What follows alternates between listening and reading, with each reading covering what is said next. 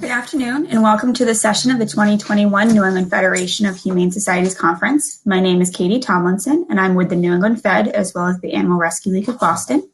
You're in the session titled Reunited and It Feels So Good, Changing the Conversation About Stray Cats in Our Shelters and Increasing Your Reclaim Rate.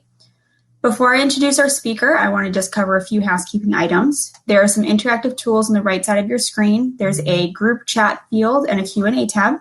If you have any questions during the session, if you submit them to the Q&A tab, it helps keep them separate so they don't get lost in the chat. At the end of the session, we will be keeping it open for about 15 minutes for anyone who would like to join the screen or stay in the chat to continue discussing the presentation or for general networking. If you would like to participate, just stay in the session when it ends. This session is going to be recorded and available for later viewing. And also, continuing education credit certificates will be emailed to everyone about 15 minutes after the completion of each session. Now to introduce our speaker, Corinne Bourgoin. Corinne began her animal welfare career as a volunteer with the MSPCA, where she is now the shelter operations coordinator. 5 years spent living in Hawaii allowed her the opportunity to work with the Maui Humane Society in many capacities, including coordinating volunteers and foster parents, as well as creating a high-volume spay and neuter and community cat program. Her absolute worst nightmare is that one of her pets going missing, so reuniting lost cats with their owners is her passion. She hopes her dog, 2 cats, and 3 rats never wander off, and if so, someone will be there with information, advice, and support. And now I'll turn it over to Corinne. Hi, everyone. Thanks so much for joining us today. Just making sure that my microphone is on. Thanks so much for joining us for this presentation. I think just like everyone, I was wishing we could be together in person.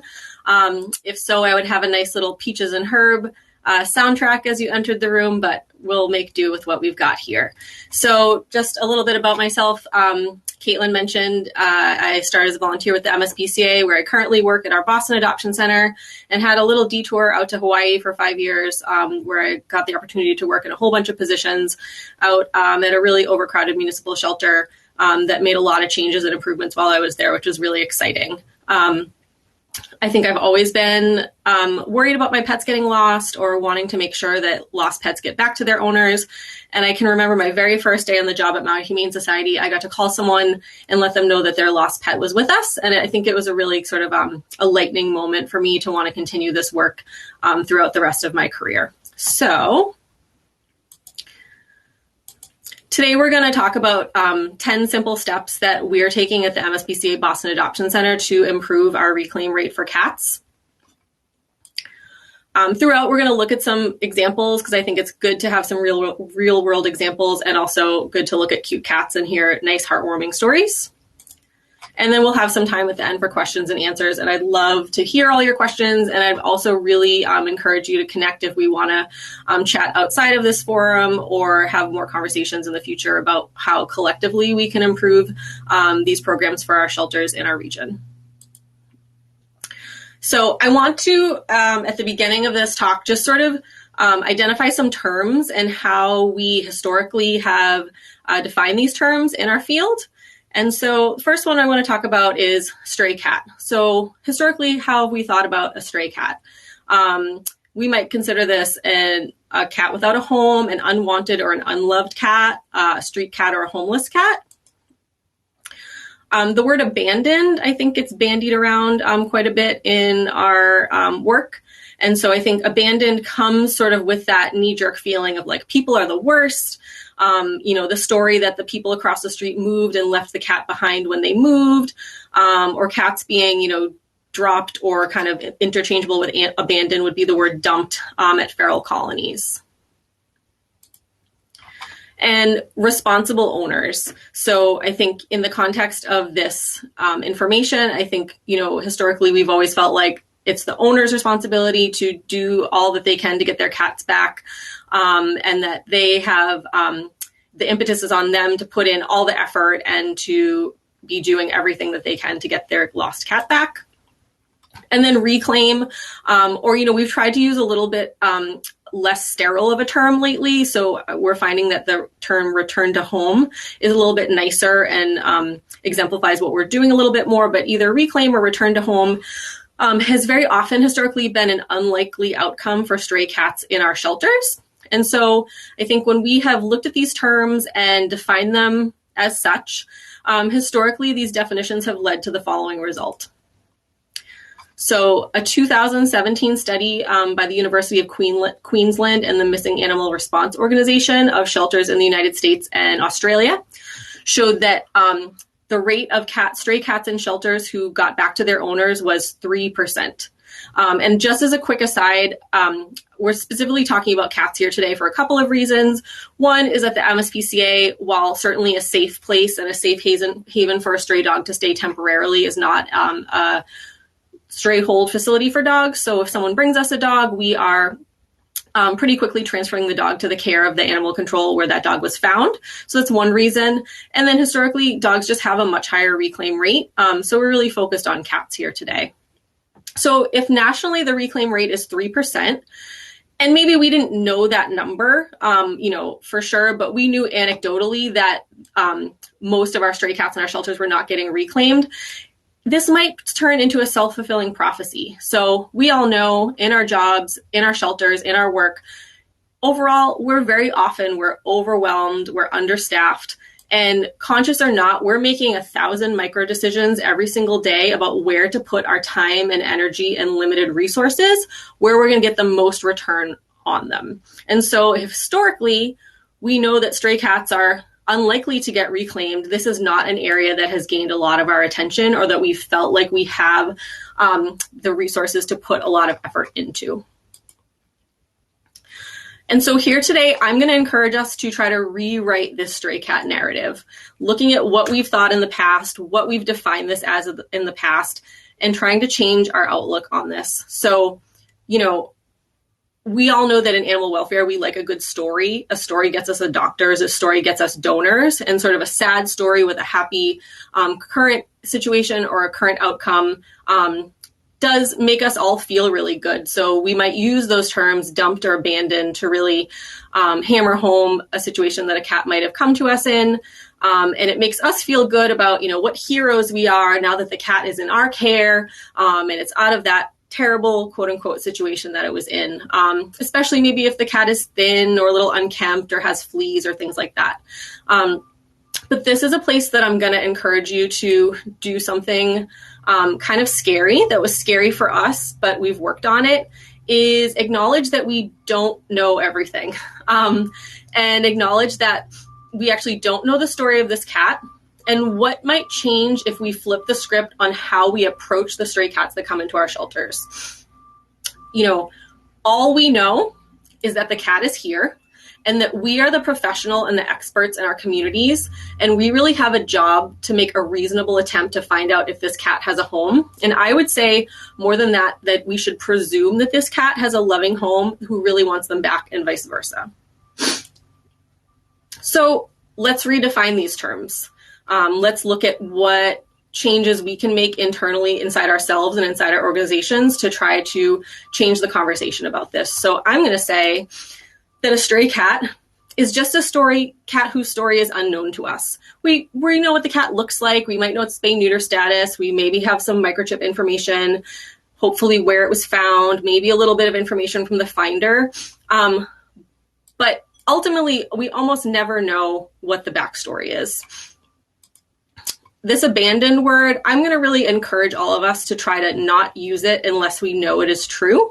Unless, we put eyes on it or have a reliable narrator. We just don't know what the story of this cat is. And, a couple examples that I used previously that, you might hear from the neighborhood that the people across the street moved out and left their cat behind. I would encourage us to think about the fact that when people are moving is a really high probability of a time when a cat might get lost. Realtors are in and out, not shutting doors. You're packing boxes, movers are in and out. And we hear from a fair amount of people who are in that stressful life transition of moving. And that's when their cats get out. And kind of the same thing for the cat who is quote unquote dumped at the feral feeding colony. Unless you saw someone drive by and toss the cat out the car door and speed away, I would argue that if a cat is, truly homeless and out on the street and is wandering around and found himself a really good place to be with food that's coming reliably, that's going to be a good place for him to hang out. Alternatively, a cat who's actually lost and disoriented and missing from their home and their neighborhood is going to maybe find their way to that feeding colony as well. And so we can't presume what we know the backstory to be. A responsible owner, I can tell you from years of working with thousands of people who've lost their pets, even like that gold standard A+ person who you want to be the adopter for every pet in your facility, has no idea what to do when their pet gets lost. And a really important thing I think to keep in mind is that compassion fatigue sets on really early in the process, and people feel very overwhelmed with all the things that they should or shouldn't do with information, either good or bad, from the internet.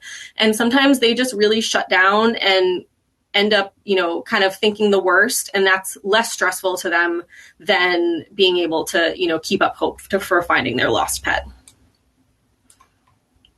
People might also have barriers such as language, access to a computer, or physical disabilities that make it hard for them to get out. And these people all love their pets equally and are missing them as well. And so this reclaim or return to owner rate, I'm going to say this is an exciting result of just a little bit of work to reunite pets with their people. And so in this chat, I'm going to tell you sort of practical advice about what we've done at our adoption center to increase this rate.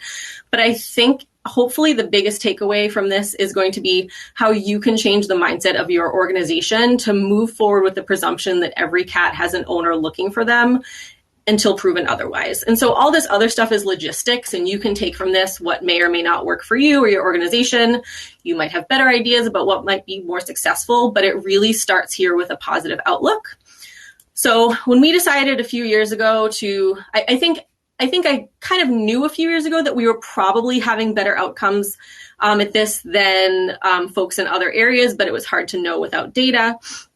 So I think it sort of started naturally, and then we realized that we could actually put policies in place to help improve the rate. So when we decided to make this change a few years ago and update and codify some of our stray hold policies and procedures, our 2020 results for return to home or reclaim rates was 36%, which, if you can do math, is 12 times that national average rate. So we're super duper proud of that. And this is a little bit anecdotal, but I would argue to say that at the MSPCA Boston Adoption Center, we might even have a more challenging population of strays than we would if we were in another location. And a lot of that has to do with our proximity to our Angel Animal Medical Center, which is open 24/7. So we get a high incidence of cats coming in that are sick or injured. So cats that wouldn't have been picked up or brought in otherwise, but are found sick or really critically injured coming in. Because Angel is open 24/7, people can bring in cats 24/7 in the middle of the night. So we sometimes, come into the shelter in the morning and there's a cat there that we have some paperwork on, but our shelter staff wasn't able to get that one-on-one information from the finder. While most of our cats are coming from the greater Boston area, we do get a fair amount of far away cases, again, because of Angel's 24/7 status. If someone in a further flung, suburb or area of the state has a cat that seems like it's in need of help at an hour where they can't get resources anywhere else, they're often bringing it to Angel. So we have a little bit of like a distance disadvantage. And just so you know, overall, year to year, it's pretty consistent that about 30% of our total cat intake is stray cats. So I think, you really get out what you put in. And just like all of us probably have intake protocol for vaccines and paperwork and behavior evaluations, we should all really have one for stray animals as well. And when I started handling this program, I would say our protocol was pretty gray. And I think it's important as the experts and ambassadors for these cats that we do it the same way every time with the same amount of gusto for every cat. And it doesn't have to be lengthy or complicated. And so I'm going to walk you through what ours looks like. So certainly Microchips, of course, hopefully we're all scanning on intake. I also highly recommend scanning multiple times. I think that first scan is a good place to start, but if you have a cranky cat or a cat who's a little bit hard to handle, making sure you get a good scan. I always try to scan a couple times during the cat stay just to be sure. And we'll get a little deeper into microchips in a further section of this. We have an internal lost and found report system, so people can report lost and found pets to us. So if we don't immediately get a hit on a microchip, we're going to go to our system and try to match it up with a lost report. And we really try to make sure that folks send us photos of their cat.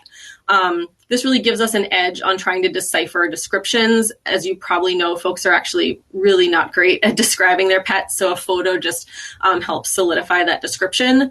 And it cuts down on unnecessary calls for animals that turn out not to be matches, which is a time saver for your staff. That said, I always think it never hurts to call and double check. And while sometimes I feel a little bit bad that I might be getting people's hopes artificially up, ultimately, I find people to be very appreciative of the fact that we're even thinking about their lost cat and reaching out to begin with. Corinne, we do have a question real quick. What was the total stray cat intake in 2020 for the MSPCA? Yeah, 2020, it was down a little bit, because of intake COVID. So it was probably around like 375. Normal years, it's more in that like 450 range. Thanks. So another thing is we're going to consult our partners. So we can call them, we can email them. And so this is, in Boston, we have a really great relationship. We're very lucky that our Boston Animal Control facility is super helpful and a great partner. And then the Animal Rescue League of Boston is also one that we do a lot of collaboration with. So honestly, with us and these two organizations, multiple times a week, we are communicating mostly via email because it's easy to send a photo that way, and cross-checking, maybe someone reported their pet lost to them, but not to me, but I ended up with the cat. So this is a really great way to keep those lines of communication open. And then I've also found that this is an opportunity to build some relationships with maybe animal controls or other shelters that we don't normally work with. But this opens that line of communication. So even outside of lost and found and stray things, we have an opportunity to collaborate there and build some relationships together. So I found that really to be a rewarding part of this process. And then we want to take a picture. So to post in an online spot that's dedicated. So for us at the MSPCA, we have a dedicated MSPCA Lost and Found Pets Facebook page. You just need to decide what works for you. And what's nice is all the pets that are stray in our shelters currently are in that location. And then folks who are volunteers and people in the community do a really good job at sharing those posts out specifically to the communities that they're targeted to. And I hope that this doesn't seem like a lot of steps for every stray cat. It's really not that daunting. We just mentioned, we have a couple to a few hundred stray cats every year, and we do this for every single one of them. And really, those first 3 steps really take no more than a couple minutes, especially if you've got email communication with your animal control or shelter partners. I might be on hold with the microchip company and I can email them, searching my lost pet database while I'm on the phone with animal control. And honestly, sometimes the most time-consuming part of the whole process is getting a decent photo. So ideally, you want a clear, good shot of the cat that shows its face and its markings. This cat, she's got a little bit of a grump face, but she was just a really easy cat to photograph because she was just kind of loafing in her cage and made this process really easy for me. But I would say for like every one of these photos that you get, you're going to have probably 25 bleps and boops and butts and bad attitudes. And I think, for me, I think a blurry or a less than ideal photo is better than none at all. And it's really up to you to decide how much time and effort you're able to expend in that moment. I do think getting a photo posted sooner rather than later is important. As we talk about later, we have a pretty short stray hold, so we want to give an owner as much time as possible to see that post and get in touch with us. But if a cat had a really tough intake, it might be worth it for your and their stress level to just wait a little bit or even till the next morning. But again, ASAP is generally best. A couple of questions. Yeah. Is the Lost and Found database specific software for that purpose? Our shelter uses Chameleon for our shelter database, and that has a functionality that we can enter and search lost and found reports. Perfect. And then do you also share to websites like Finding Rover? We're not currently using Finding Rover, but we were able to set up Chameleon, our shelter database, to work hand in hand with Paw Boost. And so that, like, I always think that, like, things that you can set up to be automated that don't add one more step to your process. So currently pets that are in our database as stray automatically get posted on Paw Boost as found pets. It's a little bit imperfect because unfortunately Paw Boost posts them as in Jamaica, as being found in Jamaica Plain where our shelter is, and not necessarily where the cat was actually found, but hopefully that technology will get updated and that will be able to be more accurate soon. Great. Awesome. Cool. Good questions. So we really want to make info gathering upfront part of our process. And I think, I am not afraid. I'm a little ashamed, but not afraid to admit that maybe in the past, when folks would bring stray cats into the shelter, we all felt a little bit burdened by that. And it's like one more cat we have to deal with, and the person is there and they're very nice and they're trying to help, but we're really busy. And so we just kind of go like, okay, yep. Oh, all right. You found this cat here. Awesome. Great. Thanks. Bye. And then we would find ourselves in situations where we had concerns about the cat's behavior or their well-being or their stress levels in the shelter or health things. And it would be really helpful to have had more information about what kind of state or disposition the cat had when the people found it and how much information they had about the cat. So we might reach back out to those people, but maybe just like a bunch of phone tag was holding us up and keeping the cat's length of stay longer. Or, maybe those people sort of felt like we dismissed them the first time around. So why should they get back in touch and put more effort into this time? So I think understanding that the finders are really our best source of information and utilizing them as a tool to help this cat have, a positive outcome, whatever that might be. And so we came up with this kind of stray intake form that we ask finders to fill out. And so I'm going to just highlight a few areas of this that we go over. One is like feeding. Have you been feeding the cat? Does anyone feed the cat? Just to get a feel for like how long the cat's been around or if other people in the neighborhood have been caring for the cat. How friendly is the cat? Because sometimes we'll have a cat that's being forwardly aggressive in a caged environment, but the people tell us that, they can pick the cat up, the cat rubs on their legs, and we're able to, scoop the cat up from the sidewalk and bring it to the adoption center. So we know that it can be successful outside the shelter environment. Sometimes people will bring these cats into their house before they bring them to the adoption center. So maybe they have some information on litter box habits that could be helpful to us, as well as other people or critters that the animal has interacted with. So how they reacted around any children or other pets or dogs that they were exposed to can be helpful information. We can also open the conversation to whether or not, if this cat is not reclaimed, maybe the finder is interested in adopting. Oftentimes if people are going out of their way to help this cat, they do have a vested interest in their outcome and maybe have grown attached already and, are doing the right thing to see if an owner is out there, but if not, might want to adopt. And I think this has been a really helpful thing to us to address up front because in the past, if the finder expressed interest in adoption, we would say, okay, cool. And then once the stray hold was up, we would call them. Maybe we would play a little bit of phone tag. And then once we called them, they would have to think about it, or they'd have to get landlord permission and things like that. And this can sort of establish up front that if this cat is going up for adoption, we'll call you. And if you're interested, please kind of have figured it out by that point, get your landlord permission, talk to your family members, and be able to, decide pretty quickly if we give you that call.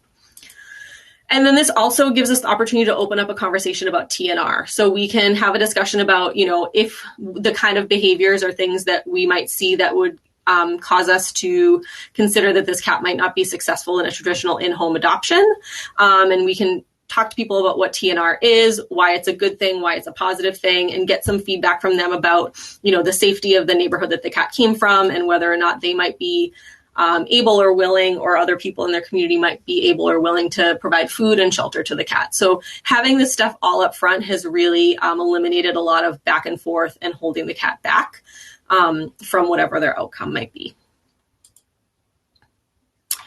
And then we really want to use social media to our best advantage, which I think we're doing in all aspects of our work nowadays. So I talked a little bit before about that MSPCA Lost and Found Pets Facebook page. And so every stray cat that comes into our adoption center, we're going to post this. So again, as I mentioned before, I think posting quickly is really important. We want to give people enough time to be able to see this post, for this post to be shared enough to get in front of the eyes of the owner. We want consistent information, so we post the same blurb every time about the sex and spay-neuter status, where exactly the cat was found, and how to get in touch with us, as well as a link to where to see all the stray pets in our shelter, which is something we have up on our website.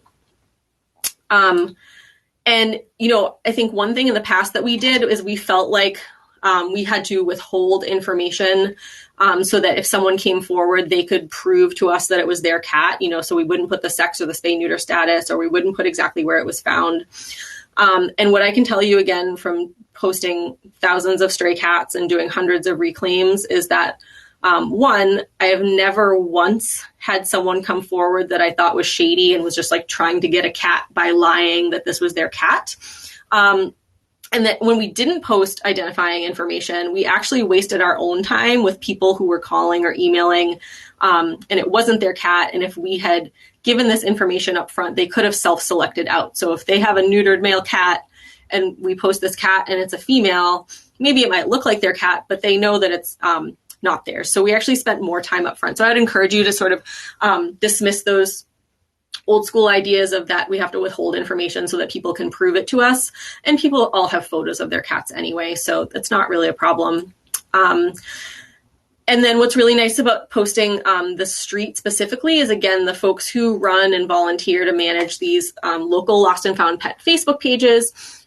They're cross-posting for us, which is really invaluable. And they're often even going as far to look at the street. So to see if the street is close enough to a neighboring town or neighborhood where they actually want to cross-post to a couple different communities, which is really invaluable and super helpful. And then in this blurb on Facebook, I do say something like, it's difficult for us to monitor these comments, so please contact us directly, which is true. I really hope that if people want to get in touch about these animals, that they do contact us directly. But just like all your social media, you should still be monitoring these comments. And I will say every once in a while, we'll get something helpful in the comments. So it's usually not the actual owner, but it might be someone who knows something and a lead that we can follow up and track down. So getting more out of microchips, this has been a really successful area for us that I want to talk a little bit about. And hopefully we are all doing this, but just in case we aren't, I'm sure all of us who work in the field are pretty knowledgeable. If you get a chip and it starts with a 985, it's a home again microchip. And if it's got a bunch of asterisks, it's an AVID microchip. But I think it's really important for us to remember, with so many chips on the market these days and so much rehoming and adopting out of cats who came into the shelter already with a microchip, there are a lot of times where the microchip is not registered with the same company that manufactured the microchip. So this petmicrochiplookup.org is really our golden ticket to put the microchip information in here, and then it will show us the most recent company that the chip was registered for. And if there's a little bit of questionable information, or if it's been re-registered a couple times, it will list some other likely chip companies that you want to contact. So again, I think it's really important for us to not presume who the chip company is and just go to this petmicrochiplookup.org and get that information from there. When we call on the chip, I want to get as much information in the first round as possible. I do not want to have to call the chip company back and wait on hold and ask another question because I forgot the first time around. So of course we want the owner's name, address, phone number, any secondary phone numbers or contacts, an email address, and then the implant facility, wherever the chip came from originally. And right off the bat, we're going to call that phone number. If we don't get someone on the phone right away, we're going to text that number. We're going to call and text the alternative number. We're going to email and really blast out to these people ASAP that their cat is here and with us. If we don't hear from those folks pretty soon after all those blasts, that's where that information about the implant facility becomes really valuable.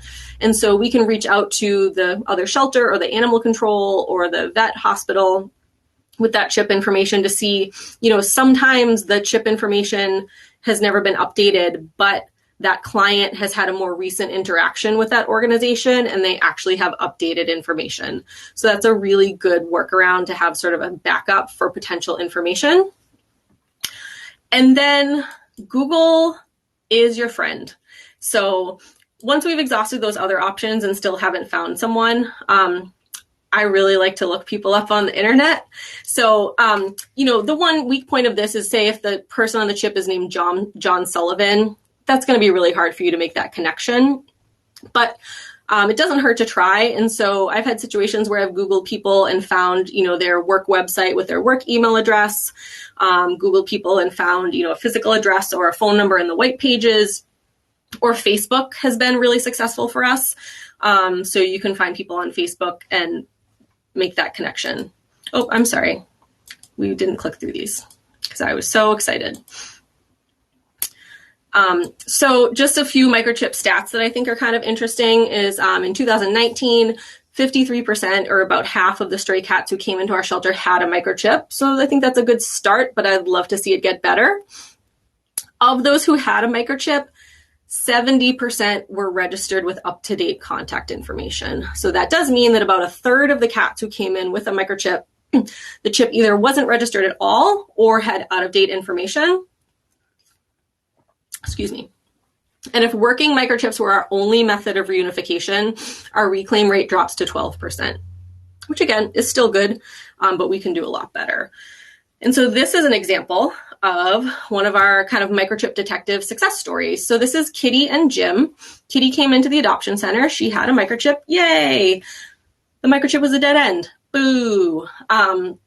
She was not found anywhere near the address on the microchip, so that seemed kind of like an unlikely path to pursue.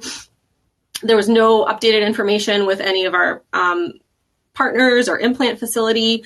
So I looked this person on the microchip up on Facebook, sent her a Facebook message, and really immediately got a message back from her that she and her family had moved out of state a few years before, and rehomed the cat to their neighbor. And she was very quickly able to get me the phone number of her neighbor, Jim, who I called and who was absolutely beside himself at my phone call. Jim is one of those folks that we talked about earlier who loves his cat, but had absolutely no idea what to do when she went missing. She had been missing for about 3 days. He didn't even know she had a microchip. That was sort of information that was lost in translation during the rehoming.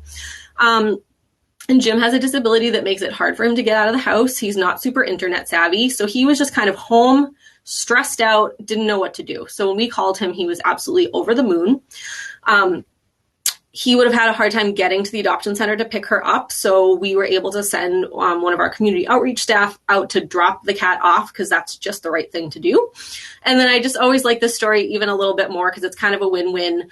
When they got to Jim's apartment to drop Kitty off, of course, he was so excited.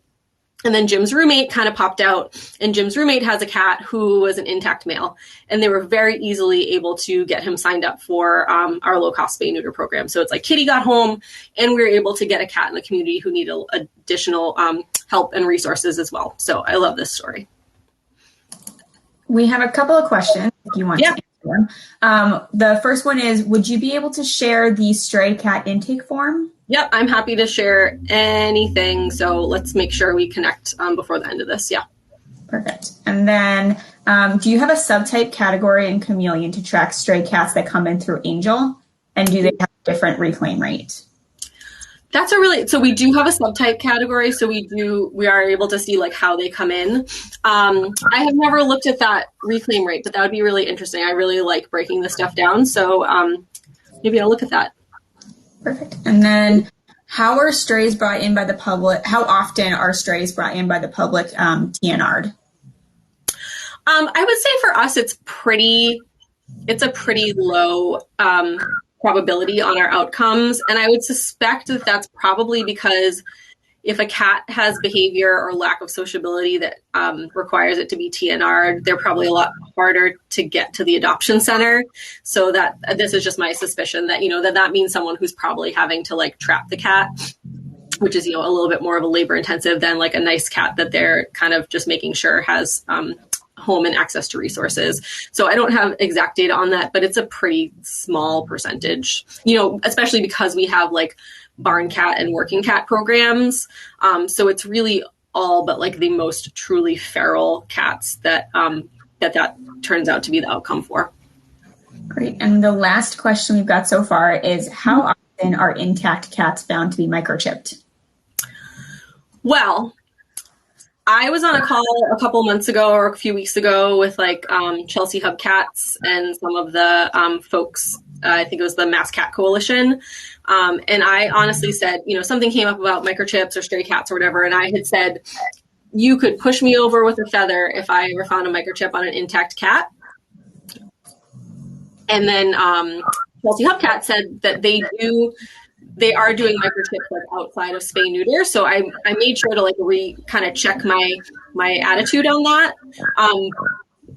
I can think of like one or two in the 4 years that I've been doing this. I always double check. I don't presume, but like I said, I would be very, very surprised, but it is happening. Those cats are out there, but it's a lot less likely. Great. That's it. Awesome. So, Jim and Kitty's story sort of introduces the opportunity to like go grassroots and be able to help people where they are. The old mindset that it's up to the owner to go out of their way to find their cat. That's great. And if people can do that, and if they have the bandwidth and the resources and information, that's fantastic. But again, we're experts in the field. And as the professionals, it's really up to us to go out of our way. And maybe not everyone has the information or the resources or the bandwidth to even meet us in the middle. And so we've got to adjust where on that scale we're going out to meet people where they are. So, an example would be like if you have a microchip and the phone numbers are out of service, but like the cat was found really close to where the address is, can you send someone on your team to go just knock on their door and say hi or leave a flyer if no one's home? If the area is maybe like a little bit outside of a reasonable area for you to send someone on your team, can you contact your animal control partner in that town and have them do a drive-by, knock on the door, leave a door hanger? Can we involve the finder? So, we have to be a little bit careful with confidentiality things, and we shouldn't be giving out exact addresses to finders. But again, if the cat was found in the neighborhood, can we send them with some flyers or some information to talk to their neighbors and, posting on Nextdoor and things like that that are a little more granular than we can probably do for every situation. And then ultimately, really, I kind of feel like flyers are my next great frontier. If it's not the finder, could a volunteer go post flyers in the neighborhood? And so that's the next thing that I'm working on right now in my dream world. The next part of our stray cat intake would be that photo that we take ends up on a flyer, found cat, how to get in touch with us, printed out. A volunteer who lives in the neighborhood or is willing to go to the neighborhood comes and picks it up and puts it out. We've done a little bit of that so far, but I'd like us to be better about it and would be interested to see if that boosts our reclaim rate even more. And just a quick story about, these types of situations that maybe doesn't have the happiest ending, but I still think it's a really important outcome to discuss. So we had a cat come in through Angel Animal Medical Center who was really, really critically ill. She was in heart failure. She was in respiratory distress. And unfortunately, she was just not going to make it. And so we'll talk about our stray hold in a few minutes. But we do make exceptions to the stray hold, of course, in situations where the cat is really suffering and a vet recommends humane euthanasia. So this cat was euthanized pretty shortly after intake based on her really critical condition. But she did have a microchip that turned out that looked like a dead end. Again, phone numbers didn't work, email address didn't work. The address was nowhere near, the address where the cat was found was really nowhere near the address on the microchip. And I will admit that even though I'm always the like, we should do it, we should try it, it doesn't hurt girl. In this case, I was kind of like, guys, like, I think this person moved. We're never going to find them. But we did have the resources to send someone out. Actually, Kaylee, the smiling face right here. So she went to the address on the chip and knocked on the door. And it turned out that person did still live there. They had been missing their cat for several months. We will never know how her cat got from there to where she was found, which was quite a ways away. And so while, it was sad for Kaylee to have to tell her that Princess had been euthanized and did not have a happy outcome, the person was still super duper appreciative for the closure and the information to know what had happened to her cat. And I do think that the not knowing is way worse than the knowing, even if the knowing is a sad outcome. And so this is how we're offering people support tools.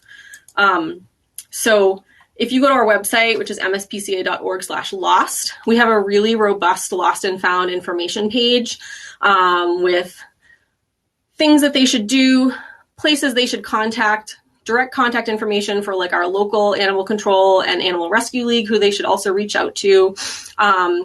Front Street Animal Shelter in Sacramento. I'm hoping most of you have seen these awesome YouTube videos they made for what to do when you've lost a dog or lost a cat. And they're really generous with sharing that information. So we've embedded those videos in our webpage in both English and Spanish. And I highly recommend everyone watch them if you haven't already, and encourage folks who've lost a pet to do so as well. And then there is a form that people can fill out on our website to report their lost or found pet, that then gets an auto response once they fill that out, that again reiterates all this information. And I think that's really important to me, that even if it's a time of day that there's no one there in person that they can talk to, that they can't talk to us, in real time, that there's still all the information that they need and that they feel supported during a really, really stressful time. And so they get that auto response. We offer to make flyers for people. So again, understanding that not that I'm tech savvy or great at a Word document, but that's not everyone's deal. And most people don't have a printer at home. So we offer to create and print flyers for people that they can pick up from us, either for lost or found cats. And we just want to make sure, basically, best practices like simple, big and bold, a really large photo, a basic description, and then how to get in touch with whoever you want to get in touch with. I really like to kind of handhold people through microchip registration counseling. So a lot of people who've lost a cat that I've talked to, think that their cat might be microchipped. They're not sure, or they know it's microchipped, but they don't know if it's registered or up to date. And sometimes it's just as simple as helping them figure out where they adopted the cat, or talking to their vet, making sure they get the microchip, and then walking them through that petmicrochiplookup.org to figure out where it's registered so they can update that. That's just another area that people have no idea. Aside from them thinking it's a GPS device, which we have to have that conversation, they don't know how to make sure that the microchip is going to work for them if it already has one. Can you repeat your recommendation for the videos from Sacramento? Oh, sure. So, if you just Google, you can go to our website, which is mspca.org/lost, and they are there, but they are embedded from YouTube. So if you just Google Front Street Animal Shelter Lost Cat, it's the Sacramento Municipal Shelter made these videos. They're probably 7 or 8 minutes long. If we had more time, I would play it here, but I think you can all go do that on your own. And I think I find it's really helpful to owners to have this thing they can watch that walks them through it step by step. And I also really appreciate that it very much addresses the compassion fatigue element of it, and that they shouldn't give up, and that that is something they're going to experience, and that there's support out there for them. So it's Front Street Animal Shelter Lost Pet, or you can go to mspca.org/lost. Thank you. Someone posted it. Awesome. So we're going to recommend, try to share information with them about what other places they should contact, other shelters in their area, their animal control officers. We also offer humane trap rental, and we can support folks through that by giving them advice about how to best utilize the traps. And then again, just really talking them through the process, telling them that they really need to talk to their neighbors. They need to ask their neighbors to let them search their property. Even folks who are really kind and really helpful and want to do the right thing are probably not going to search as hard as the actual owner. Going out at night with a flashlight to try to catch the glint of the cat's eyes who might be hiding somewhere. I especially recommend that they talk to their neighbors if they're going to do that, so they don't think there's a burglar afoot. Making sure, getting the message out that people shouldn't wait. I get a lot of kind of apologetic lost reports from people saying, oh, my cat just got lost an hour ago. I feel silly calling, or I feel silly emailing. And I just always try to let people know that, like, that's what we're here for. And if you call me again in another hour to tell me that your cat is home, I'm really happy to hear it. And it's very easy to just delete your lost report from the system. I think, also counseling that, like, coyotes or being hit by a car or other negative outcomes are honestly much less likely than the fact that your cat is out there waiting to be found, or that maybe someone in the neighborhood brought the cat inside thinking they were doing the right thing and is now waiting to hear from you that you're missing the cat. And this, again, I think this is one of those areas that compassion fatigue really sets in. And sometimes it's easier for them to settle on the idea that their cat is gone than continuing to stress about the possibility of finding them. And this is just moral support. And I want to be clear that, like, we all have busy jobs, and I am not spending hours and hours on the phone with all these people regularly. It's really just like a little bit of moral support. I think people are just glad to talk to someone or get a personalized email from someone. And then just, checking in if you feel like you can do that. And so this cat here, Soda Pop, who I just think is like the stinking cutest cat I've ever seen in my whole life. He's a really great example of that a little bit of moral support goes a really long way. So he was lost. His owner took us up on renting a trap, and she lives in, like, the Chestnut Hill area, and she set a trap and she caught skunks, possums, raccoons, other people's cats over and over and over. And really all I did was, like, once a week shoot her an email and just say, like, how's it going? Keep up hope. It's okay. Just, open the release door and let the raccoon go. And she said that she wouldn't have been able to keep going if it wasn't just for, like, just a little bit of moral support. And on the 45th day that she set the trap, and she said, she was like, this is it. This is the last day. I can't do this again. On the 45th day she set the trap, she caught Soda Pop. I can think of another situation of a woman who lost her cat, and on the 27th night of going out and searching on foot, she had been around the neighborhood 26 other times, calling, searching, shaking food, going out with a flashlight. On that 27th night, she heard a meow and looked in her neighbor's basement window, where she had already looked. She'd already been in that basement, but it took 27 days for that cat to get hungry enough or brave enough to come out and find her. And I mean, thankfully, the 27 days was in time for him to still be okay and be able to help him. So this kind of finder support, we can also use in reverse. Owner support, we can also use in reverse for finders.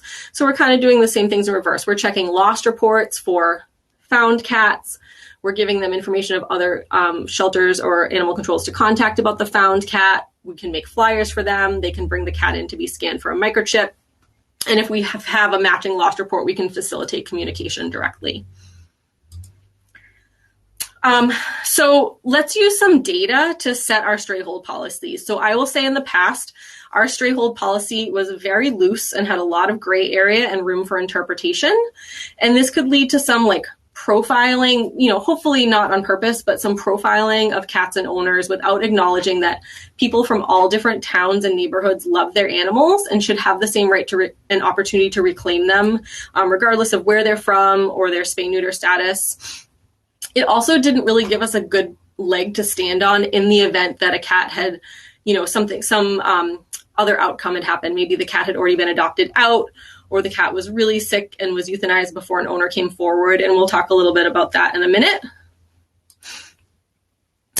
But, in the past, we kind of said, like, between 5 to 7 days with signs of ownership, and 10 days for cats with microchips. And so as much as I love a gut feeling, we have actual data on this. So I went and looked. And so what I found is that basically from the time a cat comes into the shelter to the time we make contact with an owner is 2 days. Overwhelmingly, it is 2 days. And if it doesn't happen within 2 days, it is pretty unlikely to happen. So average is 2 days. So what we did, we looked at the numbers, and, what our policy is now is that cats that have no sign of ownership, we hold for 3 days, and cats with some sign of ownership, we hold for 5 days, which is still a pretty wide wiggle room within that average 2-day reclaim rate. So we'll talk a little bit in a minute about what to do or what we do if someone does come forward kind of after that stray hold. And this is a cat I love to talk about. So this is Blackie. And he's kind of one of these exceptions. So he was here for 3 weeks before an owner came forward. As you can see, when he came in, he was a little bit rough and tumble, a little bit matted, but not a big deal. But he had a URI that just wouldn't quit. And it turned out he was FIV positive. So that all made sense. And behaviorally, he was just really challenging. He wasn't forwardly aggressive, but he was really shut down and kind of wanted nothing to do with people. And I think, if he hadn't been FIV positive, he would have probably been a good TNR candidate. But given all those circumstances, we were really struggling with what the right outcome was for this cat. So we were just working with him and treating his URI and trying to work on his sociability and trying to figure out what a good outcome for him would be. And about 3 weeks after he came into the shelter, I got a phone call from a young lady, and she was like, "You have my cat." And when she described her cat, I was like, "We sure do have your cat." So you might think, the knee-jerk reaction, the reaction from, past us or past me might be like, 3 weeks? Are you kidding me? Like, what are you doing not looking for your cat for 3 weeks? And I think, this situation is a perfect example of, again, someone who just doesn't know what to do. This young lady, she's a young adult. She lives with her family. She's the only English speaker in her family. Doesn't really have a lot of internet access. And it was actually, 3 weeks later, she was, talking to her friend, being really upset about her cat being lost. And it was her friend who said, "Hey, there's this Facebook page, let's look on it." And lo and behold, there was her cat. And as soon as she saw it, she got in touch with us. So she came in to visit the cat. And so we could kind of discuss his medical needs. And he immediately was a different cat. He was rolling around in his cage. He was headbutting her. And it was really clear immediately that the absolute right outcome for this cat was to go back with his person. And so I'm glad we were able to facilitate that. It's actually funny. She reached out to me this week. She now knows that we're here available as a resource. So she reaches out if she needs supplies, especially more so during COVID. So today I'm going to her house to drop off some stuff to her. She needed some food. She's so invested in this cat and the fact that he has a microchip now. So even though his microchip is registered with up-to-date contact information, she sometimes reaches out to double check that his microchip is registered with up-to-date contact information. And so these are kind of those examples of those outliers and the reasons why they might be outliers, and that we need to be understanding of that. So we have this stray hold policy, 3 days, 5 days. How can we put this, make this to the best advantage of our shelter? So I think probably like most of you, we're finding that more and more our cat population is getting more and more challenging. The cats that are getting surrendered to us have behavior challenges or medical issues that are maybe making their lengths of stay longer, or harder to find the right home and harder to find places in our buildings that are appropriate for them. And I think that in the past, we've always had a no looky, no touchy. If animals aren't currently available, that they shouldn't be seen by the public. And we decided to rethink that a little bit, because very often the stray cats in our shelters are the friendliest cats we have in the building, and the most adoptable if that turns out to be the outcome for them. So we decided to get comfortable with putting stray cats on our adoption floor with really clear signage that they're not currently available, but the date that they will be available. And so this gives us an opportunity to, if an owner doesn't come forward and reclaim, have an adopter lined up and the cat can go home the day that they become available, reducing their length of stay. It frees up space for more challenging long-term cats. And then it also helps us have conversations and set expectations with adopters of stray cats up front. And so what I'm talking about is this. So how do we make sure that adopters of stray cats know the potential outcome that an owner could come forward after the fact for this cat?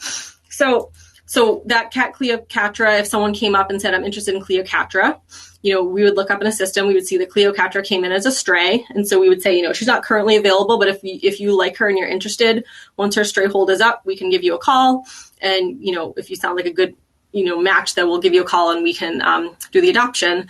And so we have this little script in our system that the staff looks at. They don't read this word for word, but what it basically says is like, this cat came to us as a stray. We've done our due diligence to try to find an owner, but it is possible that an owner could come forward after you've adopted this cat. It doesn't happen very often. It happens in about 1% of cases. So if we take in 300 to 500 stray cats a year, it's 3 to 5 cats a year. But if it does happen, we're going to contact you to facilitate the return of the cat. And then we just see what they say. And so if the person says like, oh gosh, that would be really hard, I would probably already be really attached to the cat, but I understand and that seems like the right thing to do. Great, that sounds like a good fit for this cat. And if the person's reaction is like, oh my God, I would never do that. Those people don't deserve to have that cat back. That's where we say, I get that too. That would be really challenging. And so I think probably for you, it makes sense for us to leave this cat aside and let's find you a cat that didn't come in as a stray and has a known history. So that's not a possibility. So we're able to do that. And then on our adoption agreement contract, there's a line here that says, basically, on occasion, a person may provide information that he or she is the rightful owner of this animal after it's been placed in a new home. I understand that should this situation arise, I will return the animal I adopted. And what I will tell you in the past is this line said something like, we may contact you to possibly return the cat. And I think when you have these situations where you have a cat that's adopted and then an owner who comes forward, it's challenging. And like someone is going to be disappointed in the situation. But I think if we are trying to do the right thing and trying to do the ethical thing, while the adopter surely loves the cat, I think if we have to err on one side or the other, making sure the cat goes back to the home where it's already been loved and cared for probably years is really, having a disappointed adopter and a reunification of a family versus, keeping someone who's had the cat for a few days or a week happy and really like devastating a family who's had this cat for years. We decided that it was more important to err on the side of reuniting the family and, being really kind and empathetic with the adopter and then making sure that adopter is someone that we're going to find you the right cat. Let's not do a stray cat again, and really hand-holding them through the process. And again, this happens like 3 to 5 times a year. And people are really understanding. Like they're surely disappointed, but when we explain the situation, they're really understanding. And I wouldn't be afraid of doing this and kind of considering that maybe the better outcome is for the cat to go back to the original family. Again, you might wonder, why are people waiting? This is Tan France. Tan France came into our adoption center. He was young, super cute, super friendly, really outgoing, intact male, had a 3-day stray hold. And on the 4th day, he got adopted because of course he did, because look at him.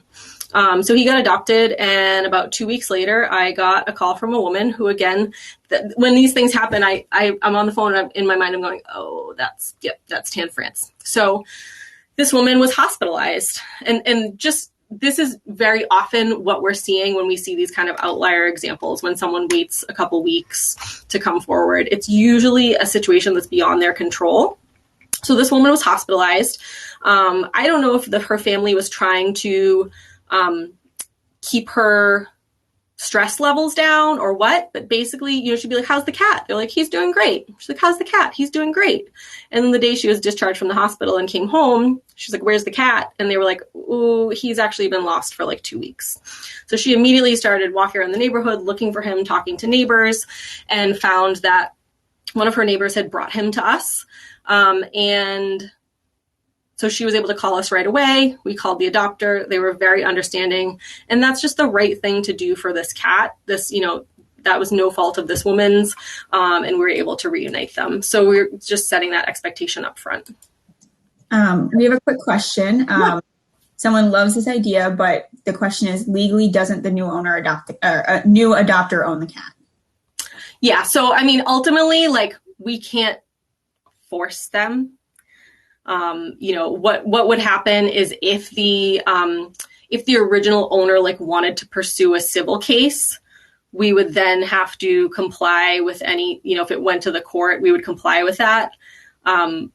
So we can't force them, but we basically just present it as like, this is what's going to happen. And we haven't had anyone fight us on that, but they could.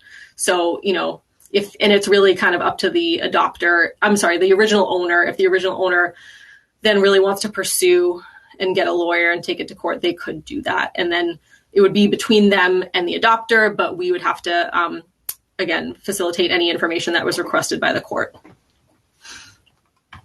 Yep. I'm going to go really quick because I think we're kind of running a little long, but just some additional paths to success. We get permission from finders and owners of lost pets to just share their contact information so that we can facilitate reunions for pets that don't come into the shelter. So that 36% reclaim rate does not include the offsite reunifications we're able to facilitate between matching up lost and found reports. I think it's still a win if you can at least get info and history. And so what I mean by that is sometimes you will make contact with an owner, and then it turns out for a number of reasons that actually taking the cat back into their care is not a good fit. That might be maybe the cat's been lost a long time and their life circumstances change and they can't take the cat back. That might be maybe they've been considering rehoming the cat for some reason recently, and now that the cat is already in the adoption center, that seems like a good time to move forward with that plan. That might also mean for a cat that, again, is really sick or injured, and the vets are recommending humane euthanasia, we can at least have that conversation with the owner and they can consent to that as the right decision for their cat at that time. So of that 36% of reclaim, about 6% of those are cases like this, where we make contact with the owner. They don't physically take ownership, but they take ownership in making the decision for what the outcome for the cat is, whether to surrender it to the shelter or if it's sick or injured, that euthanasia is the choice that they would make, and we can help with that.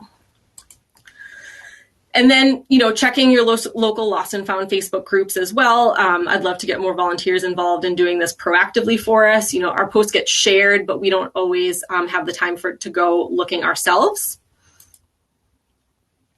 And then our last little case study, this is just a really great example of finder and owner support. Someone had found a cat, reached out to us, as a good Samaritan to say she'd been feeding this cat and wanted to make sure no one was missing her.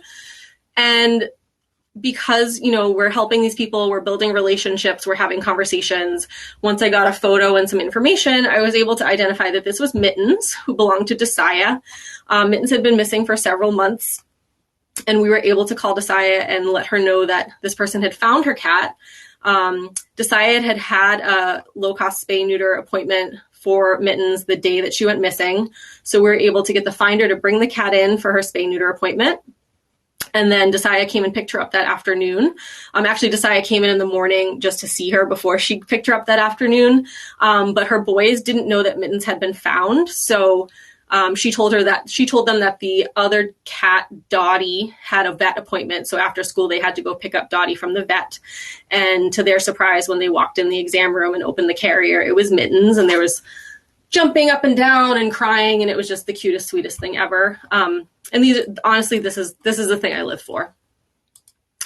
So just to break it down, so we have a 36% reclaim rate, and let's see what is successful for us. So that's 73 reunions last year. 26 of those were from working microchips. 18 of them were from social media. So that tells me that little bit of effort to put those cats out there is really important. 17 of them were from detective work on outdated microchips. So that also tells me that little bit of work is really important. 5 of them were from matching our lost reports internally. 4 of them were from assistance from other organizations. So either a lost report that we didn't have or cross-referencing with them. And then additional 3 were just some kind of extra things. So that is our success. And I'm happy to answer more questions now. Thank you very much. So we have a couple of questions that were presented earlier, so I want to just make sure we have those. One person said, I feel like you have a high percentage of stray cats that come in with microchips. What is the difference in reclaim rates between microchipped cats versus non-microchipped cats? That is another granular piece of data that I have not delved into. Not sure. It would be interesting to know, though. And then the follow-up to that is, what about the reclaim rate between intact cats and sterilized cats? Don't know that either. I guess you could, for the previous question, I guess you could see like 26 cats had working microchips and 17 were from like out-of-date microchips. So that tells you, math is not my strong suit, I don't know, 40-something cats of the 73 like had microchips that helped us get them back to their owners. So that's like a pretty big percent rate. If I were to be anecdotal, which as I think I keep talking about, I don't like to be, more so we're definitely getting sterilized cats reclaimed. But that being said, we do have intact animals come in, and then that's an opportunity for us to provide them with spay-neuter services before they go home, which pretty much everyone takes us up on. Great. And then the other question is, how much staff time per week or month does your organization spend working on this program? And the same question for volunteer hours. Yeah. So, I think it just depends on how you're staffed. So for us at our adoption center, I'm the operations coordinator, which is sort of a little bit of a strange catch-all kind of job. And this was just part of it when I took it over. So I am the main kind of point of contact for this, who, if I'm the one who's answering the calls and entering the lost and found reports and communicating with people and doing all the things for the stray cats. And certainly I absolutely have support from other staff if I'm busy, or, especially this year as I'm working from home more, or when I'm off. It's seasonal a little bit, because in the spring and summer, we just see a lot more cats getting out and getting lost, or people being outside and finding cats and bringing them in. So I would say in the spring and summer, I'm probably spending an hour and a half a day, 2 hours a day, an hour a day, maybe. And the other half of the year, it's maybe like a half an hour a day. Entering lost reports, taking pictures of stray cats, following up on anything like that. And so I think that everyone on your organization being on board and having this be part of their mission and feeling empowered to do all these things is really important. And I would say I do think that like having a couple people who it's really their passion project, I think is helpful. We can't all do everything. And so some people are going to be really involved in something else, and someone else's, thing might be this. This is my thing. So that's how it works at our adoption center. Great. Another question. Do you also have finders put collars on found cats looking for owners, stop feeding them, put them back outside, etc., before you take them in? Yeah, totally. So this is kind of like, conversations or emails that I have with people who report a found pet, is trying to, acknowledge their desire to help and do the right thing. And also try to let them know that we're always trying to balance helping cats who actually need our help versus swiping people's indoor-outdoor cats off the streets where they live. So definitely, when I get found reports, basically my suggestions are the paper collar, putting that, are you my cat, with your phone number on it, talking to your neighbors, posting on your neighborhood Facebook pages. Yes, if you're feeding the cat, then yes, the cat is going to come to your door every day. So kind of giving them that advice and resources, and then letting them know, certainly, like if you don't get any responses to those things, and or if you think the cat is unwell or in an unsafe situation, you can certainly bring them in. But for those kind of like, this cat is walking down my street right now, trying to, again, not make them feel silly, but also just kind of, I just always say in a lighthearted way, exactly like I said, like, if the cat really needs help, we definitely want to help them, but we also want to make sure that we're not scooping people's cats up off the streets where they live. Great. Does anybody have any other questions?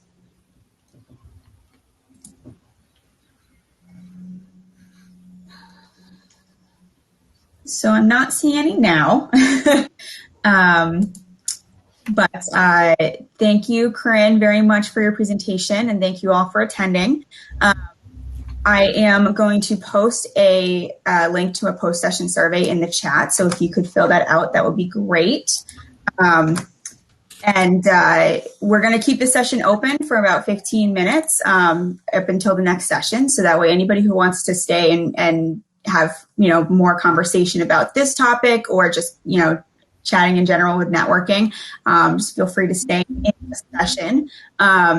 If you would like to join the screen with us, there should be a request to join on stage button at the top right of the video screen here. And we can let up to 10 people at a time. But we'll keep going with questions as they come in. I also, I'm going to put my email in the chat and also our website that has all these resources on it. So I'm just putting that in the chat there. And folks are definitely, I would love to continue the conversation with other places that are interested. All right. Well, we have Lindsay who is asking to join the screen, so I'm going to let her on.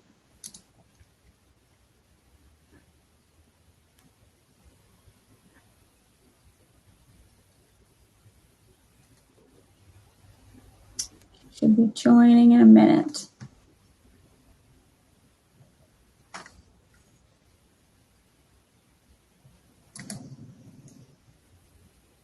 While we wait for her to join, we did have one more question.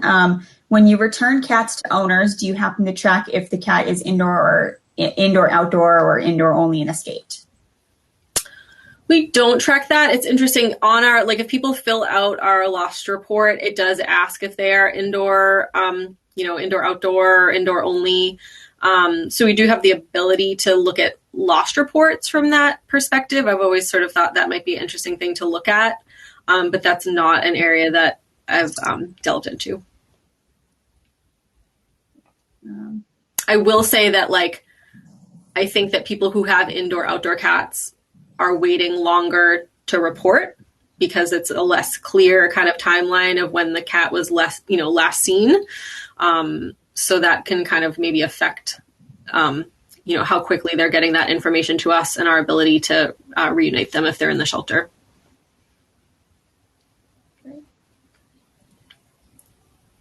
How long is the on average have cats been, hold on.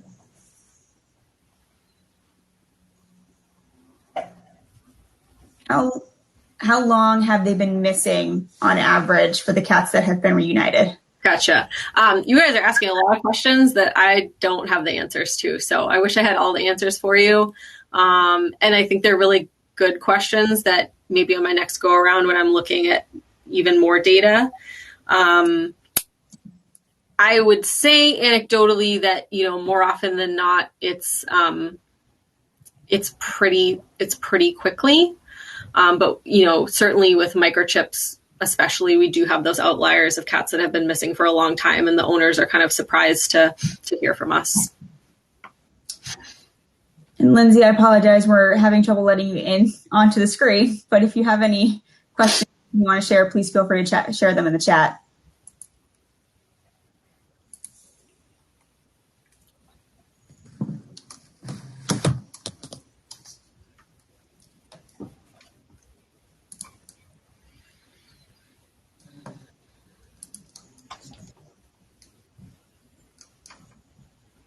Do we have any other questions or anything anybody wants to talk about?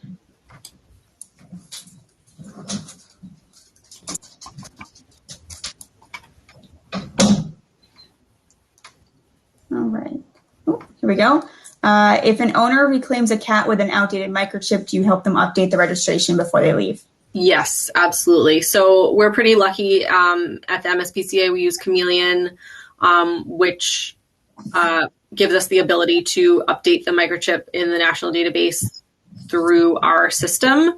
So we are always at time of adoption or time of reclaim registering those chips for folks. I think based on other conversations I've had, that's a real weak point in our whole microchipping system for all of us. It's great if we're microchipping cats, but if we're not letting people really kind of hand-holding people through that process, I think we're missing a whole bunch of folks.